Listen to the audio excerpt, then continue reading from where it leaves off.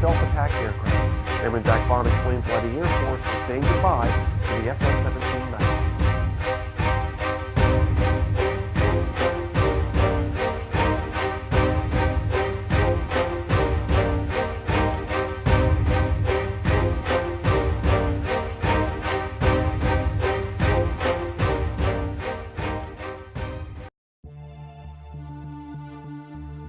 Entering service in 1983 as the first modern stealth jet, the U.S. Air Force's F-117 Nighthawk strike fighter was designed to evade enemy sensors and penetrate deep into the Warsaw Pact's aerial anti-access or denial zone in the event of open conflict with the Soviet Union. Developed in response to fast-growing strength of the Soviet Union's surface-to-air missile network, the fighter's role was to conduct early strikes on enemy radar and missile installations in the war's early stages to reduce the threat to NATO aircraft of operating in Eastern European airspace, thus serving as a highly specialized force multiplier to counter the communist bloc's air defenses. The Nighthawk would be revealed to the public in 1988 and would see service in American interventions in Iraq and Yugoslavia during the 1990s. A subsonic aircraft flying at extremely low altitudes of under 14 kilometers, the F-117's specialization was extreme and, other than stealth, it was near defenseless against enemy air and missile attacks, leading to two of the jets being successfully targeted by Yugoslav forces once proper countermeasures to its relatively basic stealth capabilities were developed and applied to Vietnam War-era missile platforms.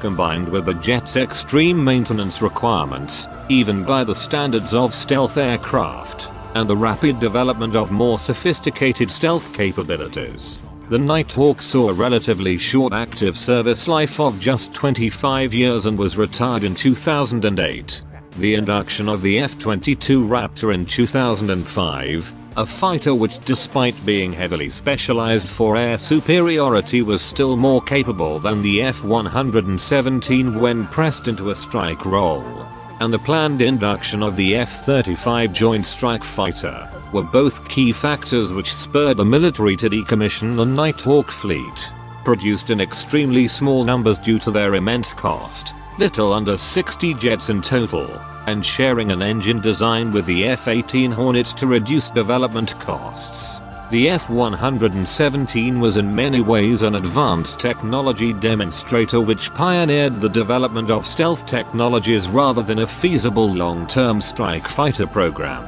10 years after their retirement, however, the US Air Force has continued to find uses for the combat platform. Fighters have been sighted flying at air bases in the United States near Area 51, a site where experimental new weapons are reportedly tested, and have conducted aerial refueling missions among a number of other tasks. While the Nighthawks were retired a decade prior, they have been kept in flyable storage, also known as Type 1000 storage, which means the fighters are constantly maintained and ready to deploy in case they are ever called into active service. As such, in reserve may well be a more appropriate term to describe the F-117's current status rather than fully decommissioned. The America F-117 fleet is currently in storage in Tonopah, Nevada, in a low humidity environment which mitigates the risk of corrosion to their delicate stealth airframes. Reports indicate that the Nighthawks are flown regularly by Lockheed Martin and contractor pilots, and that they are likely used for the testing of new technologies, possibly anti-stealth systems being developed in response to the deployment of stealth fighters and drones by a number of America's leading near-peer adversaries. Testing upgrades for the F-22 Raptor, F-35 Lightning II, or technologies for the upcoming B-21 Raider stealth bomber, all remain other potential roles for the Nighthawks. Ultimately, while the United States has lost its monopoly on advanced stealth fighter technologies, it remains the only power in the world to retain a sizable fleet of stealth fighters retired in reserve, and it is likely to make full use of this asset when attempting to develop new technologies for its existing stealth fleet or to develop countermeasures against stealth technologies.